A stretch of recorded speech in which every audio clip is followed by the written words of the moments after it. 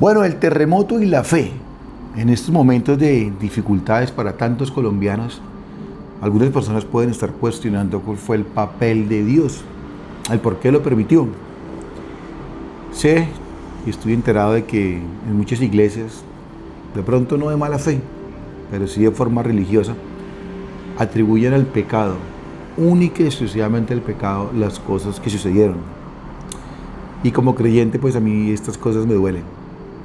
Me duelen porque atribuirle a Dios la muerte de personas indefensas, de tantos niños, que por culpa de un pecador X o Y, o decirle a las familias de las personas que perdieron sus familiares, es que Él provocó la ira de Dios. Y esto hizo que tantas personas murieran y una ciudad entera quedara destruida, o tantas ciudades. Realmente me parece lamentable. La religión siempre ha reñido con la ciencia, siempre, siempre. Mala religión no riñe con la espiritualidad. Yo recuerdo mucho que cuando Jesús estuvo en la tierra, sus principales enemigos fueron los sacerdotes, los religiosos. Ellos en su época, como ahora y como lo harán en el futuro, pues se dedican a hablar de Dios, pero no eran de Dios. Hoy pasa lo mismo.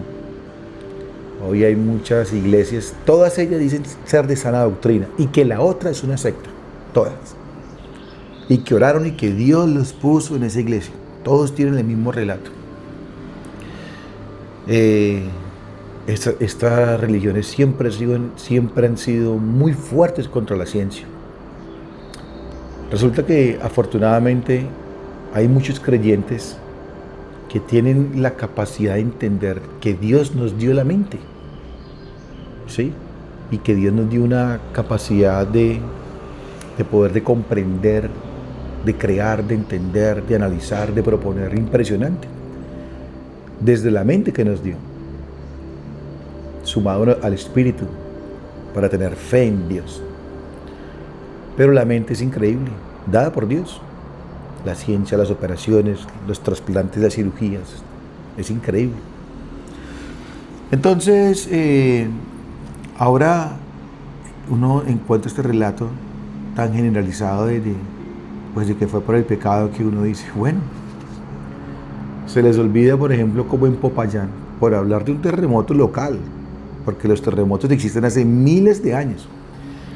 En Popayán, en el 89, el terremoto fue un Jueves Santo. Entonces, todo Popayán el Jueves Santo estaba pecando. Y la gente lentamente empezó a comprender que no lo mataba el pecado, sino que lo mataba la teja de ajobe, la teja de barro, que lo mataba era el techo de la casa. Y empezaron entonces a consolidarse en Colombia las normas de ingeniería. Y empezaron a descubrir que definitivamente un edificio o una casa o una construcción bien hecha, pues reducía el riesgo de forma impresionante de colapsar y de provocar muertes en caso de un terremoto. Esto está totalmente demostrado. Japón es el ejemplo más claro de ello. Entonces, cuando nosotros perfilamos, cuando desde las iglesias se segmenta, se delimita la catástrofe al pecado, para mí se comete un error gravísimo. Y no porque no creamos en el pecado, no porque no creamos en la oración, no porque no creamos en Dios, sino porque así no se le permite ver a la sociedad las causas que generan desgracias. Y sí, el terremoto es un desastre natural que la naturaleza lo da sí o sí. Pero ¿cuántos desastres naturales el hombre ha interferido con sus políticas de destrucción masiva, de explotación del medio ambiente? ¿Cuántas? Muchas, muchas. Adicionalmente, ¿cuántas autoridades han otorgado licencias falsas a gente que construye sin cumplir ese plano que le autorizaron? Sin cumplir sí, ese plano, perdón la redundancia, para construir, ¿no? Lo pasan, curaduría se lo autoriza, pero ellos hacen otra cosa. ¿Y cuántas veces curaduría? ¿Cuántas veces por corrupción? ¿Se acuerdan del edificio Space de Medellín? Entonces tenía curaduría. Pero ahí fallan los entes de control público o fallan los constructores, que el hierro es de tal grosor, pero le meten uno de menor espesor. Entonces, si nosotros miramos solamente la desgracia desde el pecado, pues ¿sabe qué va a pasar? Que vamos a promover a que existan nuevos desastres, vamos a promover a participar para que existan nuevas desgracias y muchos muertos por ser religiosos. ¿Se dan cuenta? Pero diferente sería donde construyamos con la mente, con la inteligencia que Dios nos dio, toda una política de todo lo que rodea, todo un sistema que gira en torno a la construcción y crear y construir mecanismos que ayuden a minimizar estas problemáticas en los casos de derrumbe, de todo sentido. Por ejemplo, recemos, oremos por el pecado, pero apoyemos un candidato que está aprobando leyes para destruir las áreas de protección ambiental, los páramos. Por ejemplo, oremos, pero construyamos sin licencia. Por ejemplo, oremos, pero construyamos sin bases, sin columnas, sin vigas de amarre, o estas mismas, pero de forma empírica y no profesionalmente. ¿Sí ven?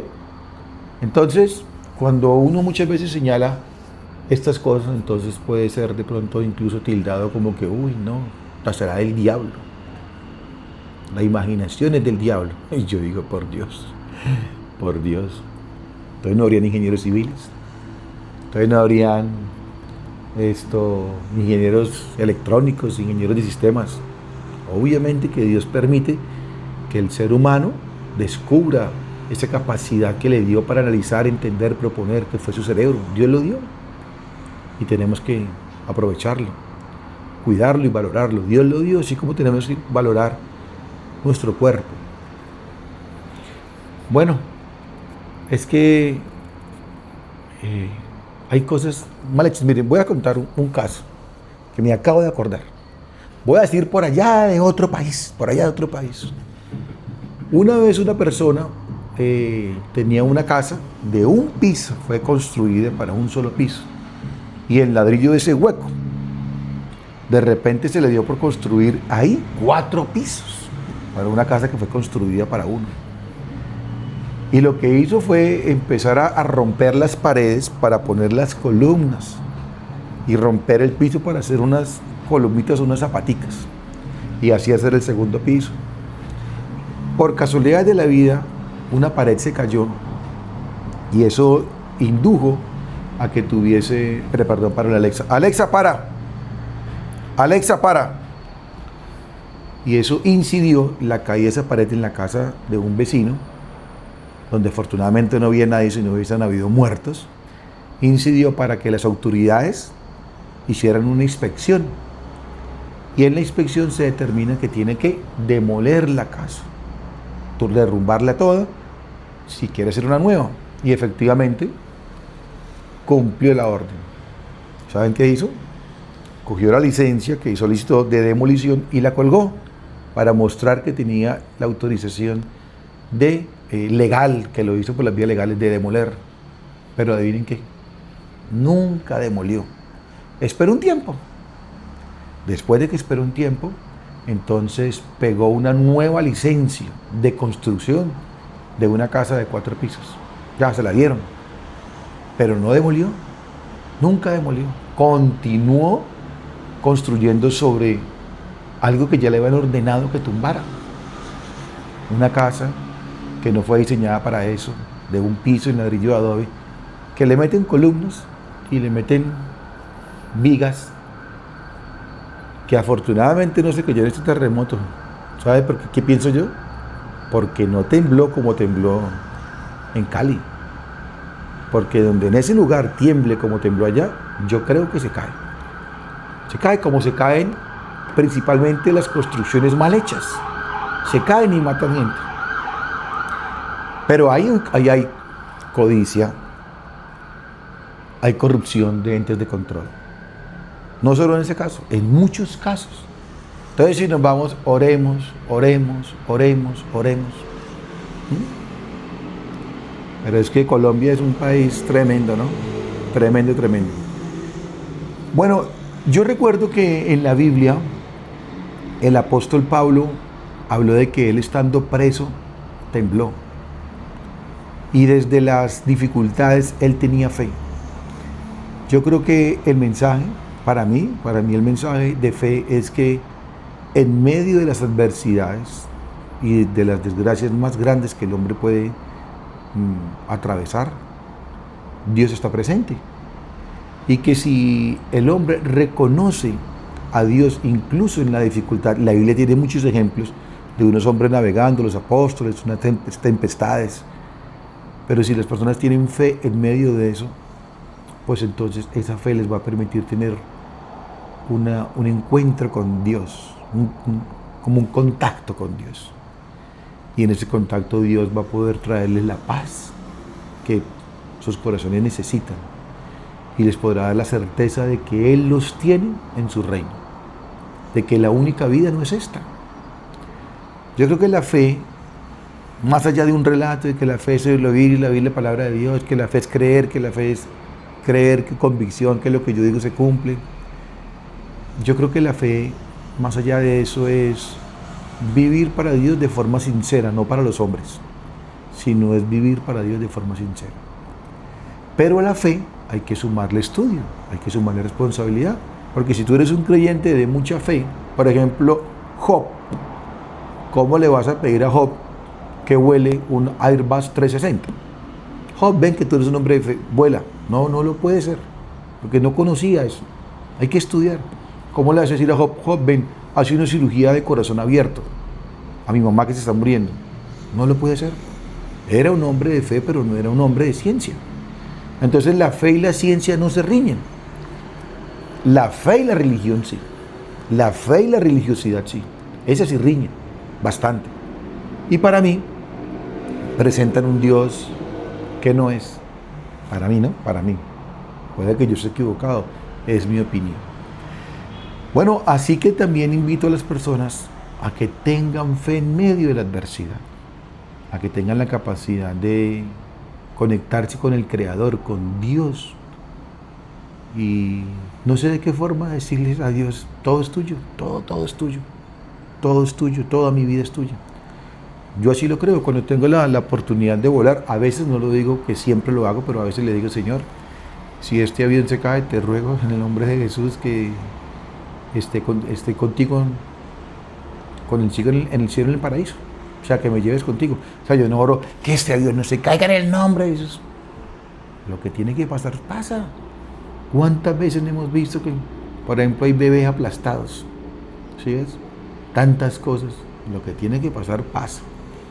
Jesús oró, si es posible, aparte de mí este cáliz, y mire, se fue a la cruz. Juan el Bautista, primo de Jesús, predicando el evangelio, mire, lo cogió Herodes, creo que fue Herodes, y le quitó la cabeza y se lo puso en una bandeja de plata, siendo el primo de Jesús, primo. Y Jesús ni el poder de salvarlo. Y vea, se fue. Qué linda es la Biblia, es sincera. Si nos vendieran un Dios mágico, diría, y Dios cogió y mandó rayos a Herodes. Y Dios se bajó de la cruz y le hizo el kamehameha a la gente.